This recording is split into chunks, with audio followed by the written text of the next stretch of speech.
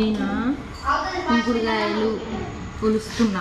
ఈరోజు నైట్ మంచిగా నానబెట్టి రేపు పొద్దుగాల కార్తీక వాసన వస్తుంది. కార్తీక నీళ్ళతోనే తయారైతుంది, కానీ అల్లనన్న కెమికల్ ఉంటుంది, కానీ ఇలా మాత్రం స్వచ్ఛమైనది అన్నట్టు. చెట్టుతో ఈరోజు జల్ల దగ్గరికి